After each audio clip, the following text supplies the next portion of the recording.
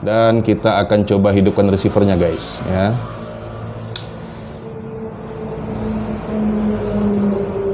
Ya, sudah ada tanda-tanda kehidupan.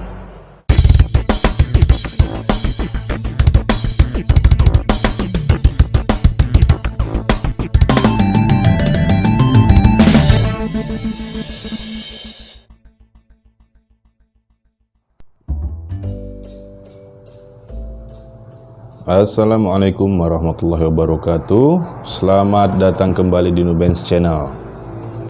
Oke guys, pada video kali ini kita akan kembali memperbaiki sesuatu, dimana di video sebelumnya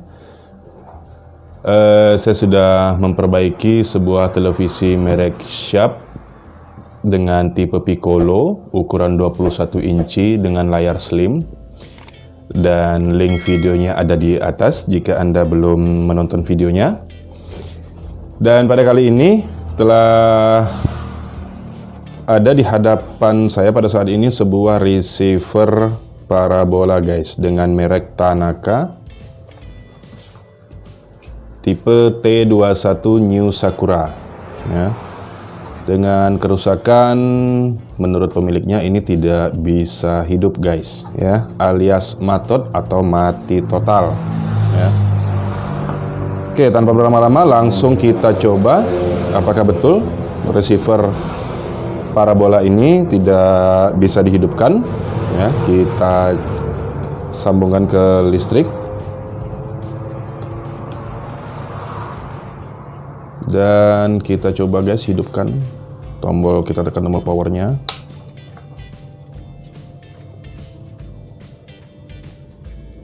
Dan sekian detik setelah dilihat tidak ada tanda-tanda kehidupan memang guys. Artinya memang receiver ini mati total ya.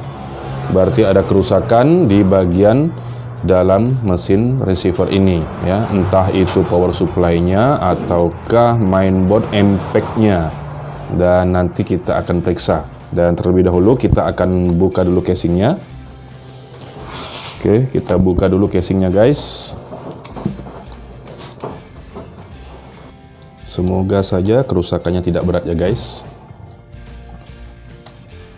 Dan semoga bisa kita perbaiki.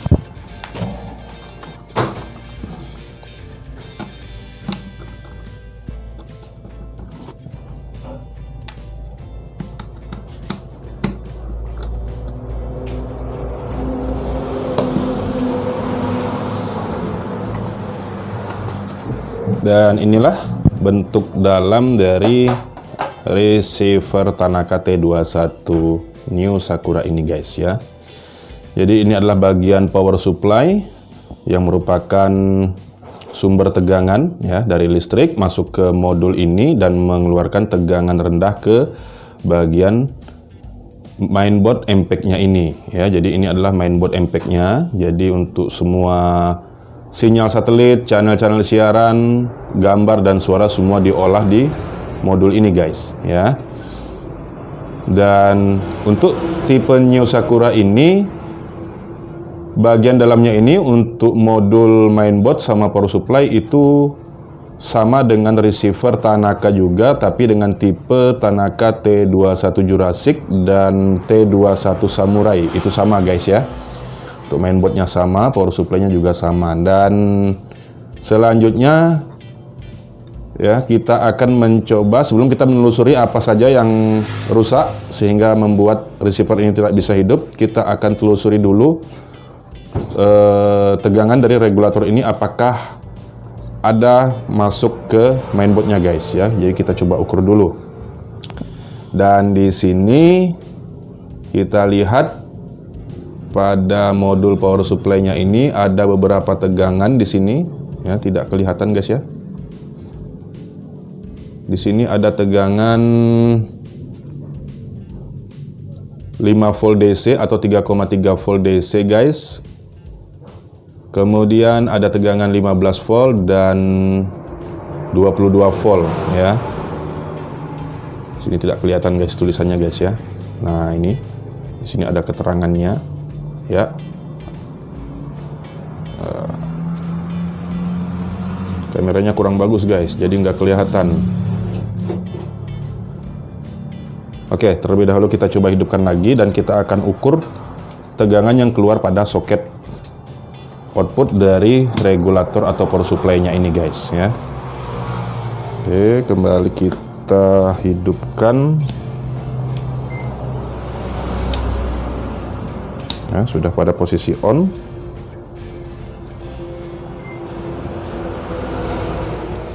Dan kita ukur dulu tegangan dari listriknya, apakah masuk atau tidak guys. Ya, masuk ya, 220 volt. Berarti tidak ada masalah dengan kabel dan saklar on off-nya ya. Dan kita coba cek di bagian tegangan rendahnya guys, outputnya ini ya, yang menuju ke mainboard MPEG-nya. Kita cek dulu tegangan di 5 volt atau 3,3 volt di sini. Goyang ya, ada tegangan tapi goyang hanya sampai 1,1 volt, 1,2 volt. Harusnya di sini 3,3 atau 5 volt di sini guys ya. Jadi tegangannya goyang ini ya. Kemudian di output tegangan 15 volt. Ya, ini juga sama guys, goyang ya. Sama sekali tidak naik tegangannya. Ada naik cuman goyang ini tegangannya ya. Kemudian di tegangan 22 volt atau 30 volt sama guys ya. Dan untuk memastikannya apakah yang menjadi penyebab kerusakan pada receiver ini, apakah disebabkan dari modul mainboardnya, apakah dari modul power supply-nya.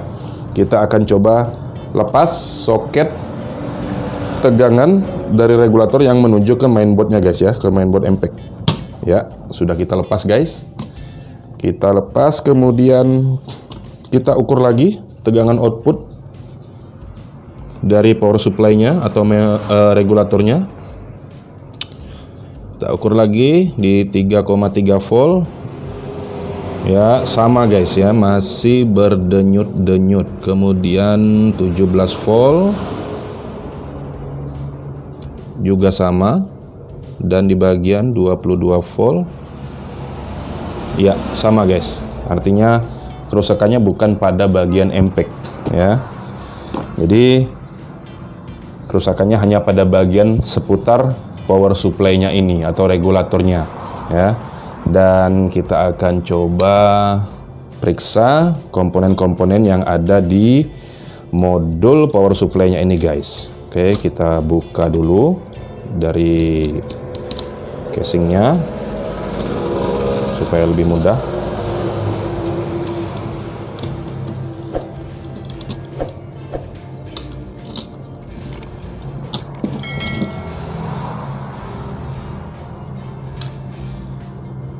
Biasanya kalau untuk receiver seperti ini guys ya, itu kerusakan umumnya itu ada pada elko ini guys, kerusakan umumnya.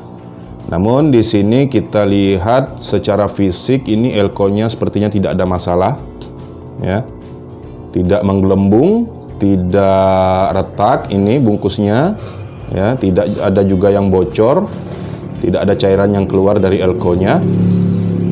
Ini sepertinya masih normal nih untuk elko-nya guys ya. Kemudian kita akan coba cek diode-diodenya yang ada di sini dengan di sini ya. Kita akan ukur dulu guys.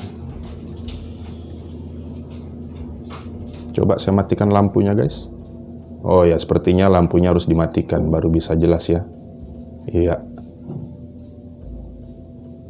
Nah, ini tadi guys, tegangan outputnya.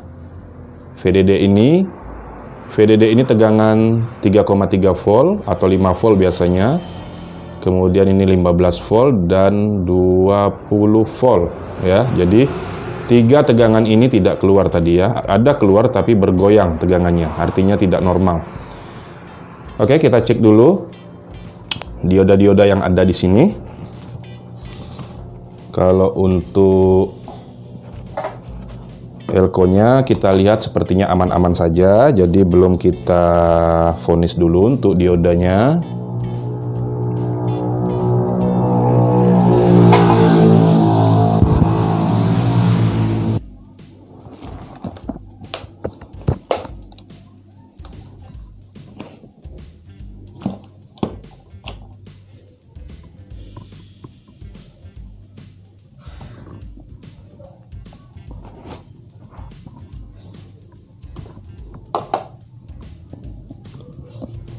Oke guys, sebelum saya lanjutkan, di sini juga saya jelaskan sedikit untuk kerusakan umum yang sering terjadi selain dari elko-elkonya ini guys ya. Biasanya juga ini ya, IC regulatornya ini ya, IC regulator switchingnya ini ya. Ini juga biasa mengalami kerusakan, namun jarang ya. Kemudian dioda penyearah yang ada di outputnya ini, di output tegangan rendahnya ini ya. Nah kemudian ini ya, IC optocoupler dan IC TL431 ini yang paling umum guys ya, yang paling umum sering ditemui ya. Dan kita akan coba ukur guys ya, diodanya terlebih dahulu. Diodanya akan kita ukur ya. Kita ukur dulu yang berasal dari tegangan 220 volt ya. Ini bagus. Oke, normal ya.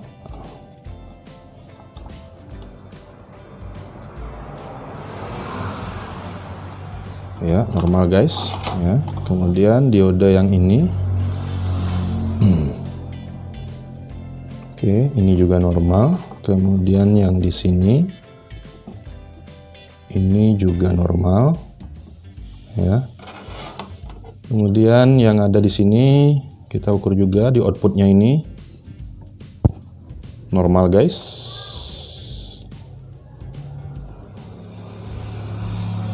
ya, normal. Kemudian yang ini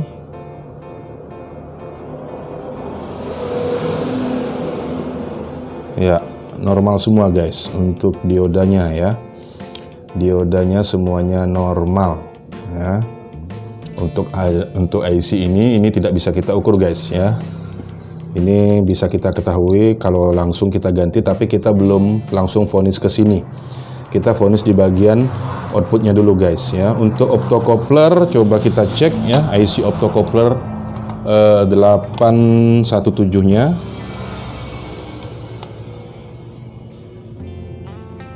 Ya, normal.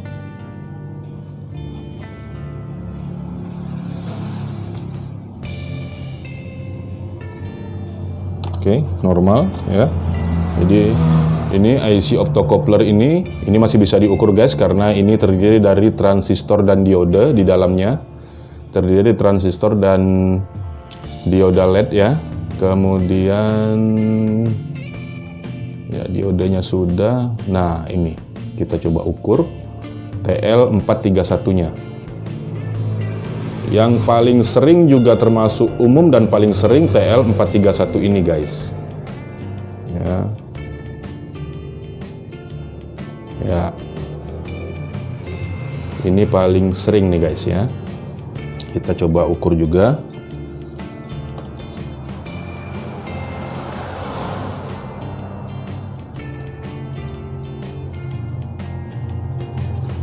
Nah, ini tanda-tandanya tidak normal ini guys ya. IC TL431-nya menunjukkan, sorry guys ya, tadi tidak jelas ya. IC TL431-nya menunjukkan tanda-tanda tidak normal guys ya. Oke, kita coba balik, kita ukurnya.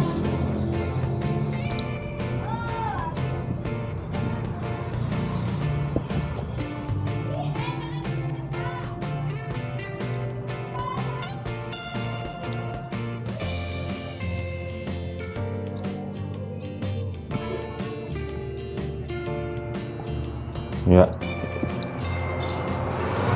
ini kurang normal guys ya. IC TL431-nya sepertinya tidak normal ini kalau diukur langsung di PCB-nya tadi ya. Karena nilai yang terukur itu tidak seperti dalam kondisi IC-nya normal ya. Untuk IC TL431 nya ini ya. Dan kita akan coba ganti IC TL431 nya ini terlebih dahulu guys. Oke, sebentar kita cek dulu stoknya ada tidak ya. Apakah kita masih punya stok untuk IC TL431?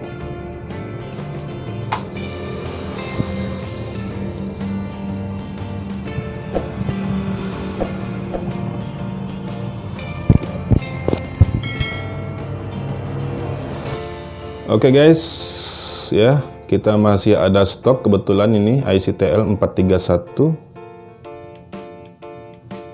Sorry guys, ini susah sekali fokusnya.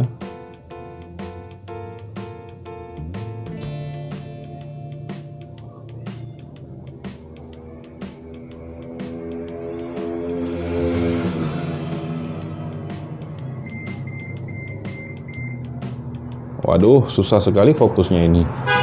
Ya pokoknya ini TL431 ya guys ya. Kita coba ganti ya.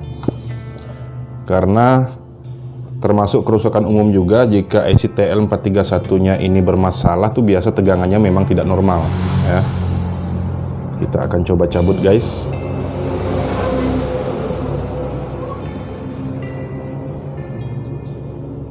Oke. Kita cabut yang lama.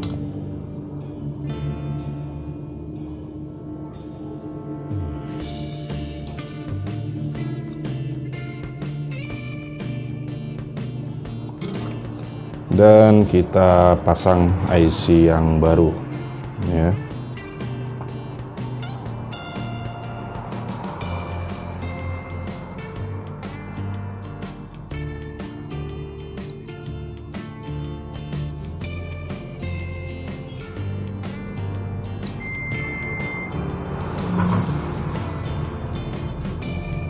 Oke, kita solder dulu.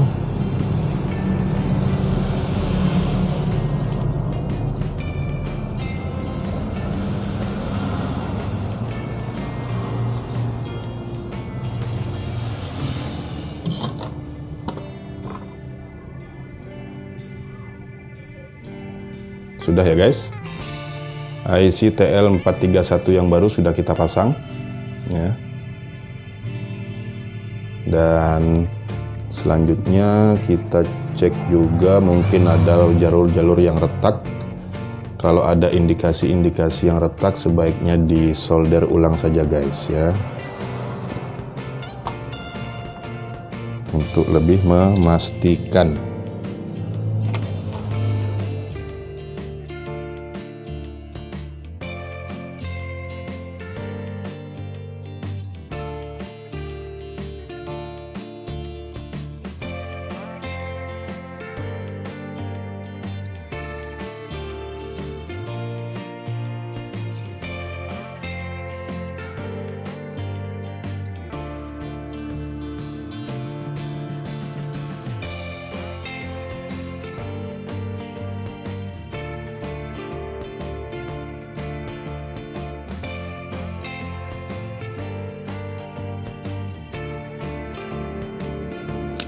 Perlu diperhatikan guys, jangan sampai ada yang terhubung bukan pada jalurnya.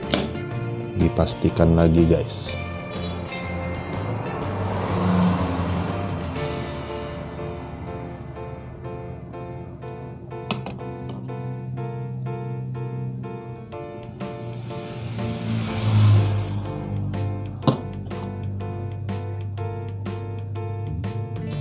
Oke, selesai guys ya.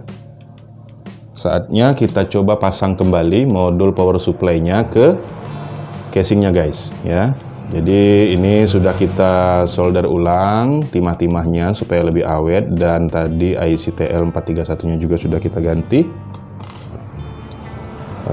Ini yang lama ya, dan ini kita ganti yang baru guys ya.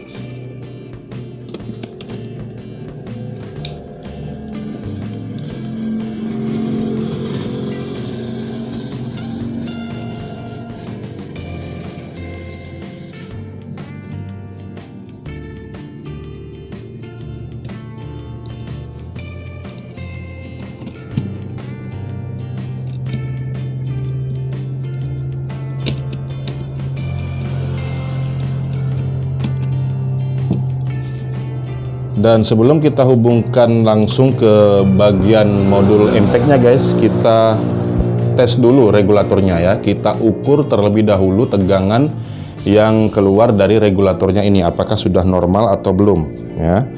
Kita akan coba hidupkan power supply-nya.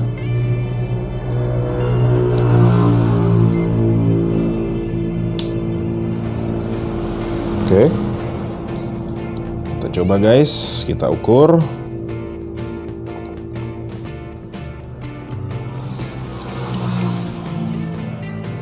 Yang pertama yaitu di bagian tegangan 5 volt atau 3,3 volt. Ya, pas ya guys, bisa dilihat di multimeternya. Angka tegangannya itu yang keluar sudah 5,090 ya. Jadi ini sudah normal. Kalau tadi kan goyang-goyang, angkanya berubah-ubah, turun naik ya. Dan ini kita lihat tegangannya sudah tetap, tidak turun naik lagi. Kemudian kita coba cek di tegangan 15 volt. Ya, di sini terukur 12,94 volt ya. Mungkin hanya di PCB-nya saja yang tulisannya 15 volt, sebenarnya keluarannya ini 12,9 volt atau 12 volt. Kemudian di tegangan 20 volt ya, di sini terukur 18 volt guys ya. 18 volt ini tegangan khusus untuk LNB ya. Kalau tegangan yang 18 volt ini untuk LNB ya. Kalau yang 15 volt, 12 volt ini ya, 15 atau 12 volt ini untuk di bagian impact-nya, untuk bagian audio, video. Kemudian yang 5 volt ini untuk bagian controllernya ya, atau di bagian program. Oke, kita matikan dulu dan kita sambung soketnya. Yuk. Apa? Bisa? Talinya tahu fungsi. Nah, terus ya udah, nggak bisa. Terus gagal? Dapat miasat ya. Pakai kabel mana? Kabel aku. Oh iyalah, udah, sip lah. Sip lah sudah. Oke, langsung kita hubungkan soket tegangan dari mainboard impact-nya ke power supply. Ya, sudah kita pasang. Dan kita akan coba hidupkan receiver-nya guys ya.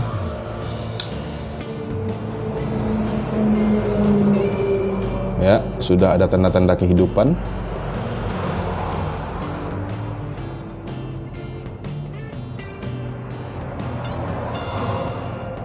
Ya, nomor channelnya sudah muncul guys. Tinggal kita cek apakah gambar dan suaranya juga normal. Ya, kita coba sambungkan ke televisi yang kita perbaiki kemarin guys. Oke, kita hubungkan dulu receivernya ke televisinya guys.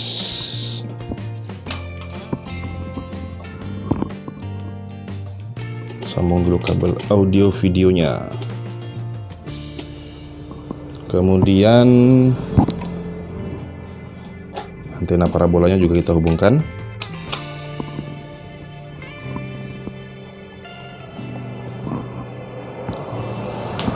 Dan kita coba hidupkan televisinya.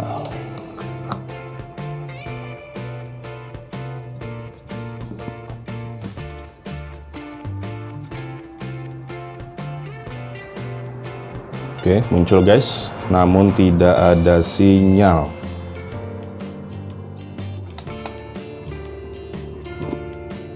Kita cek dulu.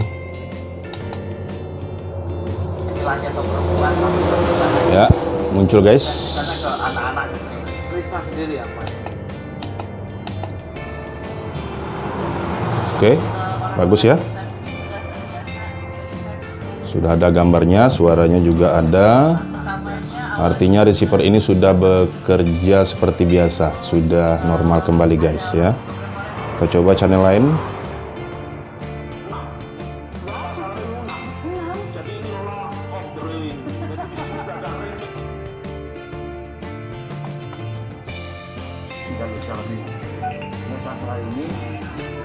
Ya, sip. Oke guys, sudah normal. Sudah siap kita tutup kembali receivernya. Dan jangan lupa jika Anda merasa video ini sangat bermanfaat, silakan Anda share video ini ke rekan-rekan Anda, dan jika Anda suka Anda klik tombol like. Jika Anda ingin mengikuti update dari video-video saya yang terbaru selanjutnya, silakan Anda klik subscribe sekarang juga, karena subscribe itu gratis. Lah, kok hilang guys? Signalnya hilang guys.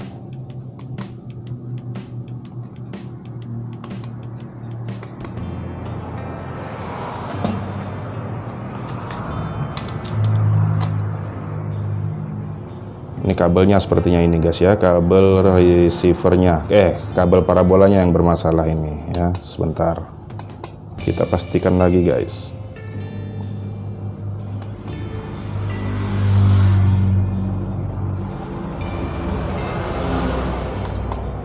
Ini soalnya remote-nya nggak ada ini guys, jadi hanya terpilih satu satelit saja ini.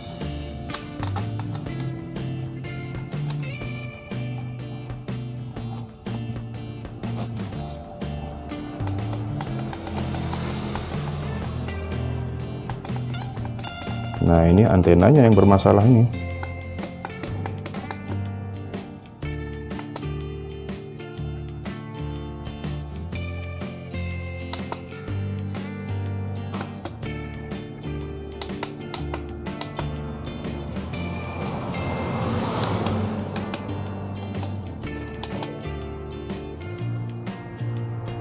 Ya, sinyalnya tidak ada guys, berarti masalahnya ada pada antenanya, bukan pada receivernya.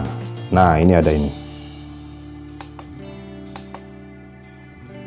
Ya, dia muncul lagi guys. Oke, kita kembali ke daftar siarannya. Ya, ada guys ya.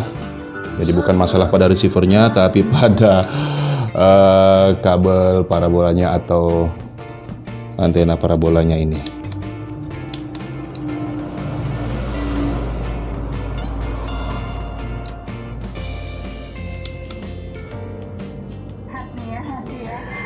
Oke guys, jangan lupa silahkan Anda klik tombol like, subscribe, dan hidupkan tanda loncengnya supaya bisa ikut update di video-video terbaru berikutnya, dan aktifkan tanda loncengnya supaya Anda bisa menerima notifikasi jika saya mengupload video-video yang terbaru guys. Oke, terima kasih sudah menonton video ini, semoga bermanfaat. Sampai ketemu lagi di video berikutnya. Assalamualaikum warahmatullahi wabarakatuh.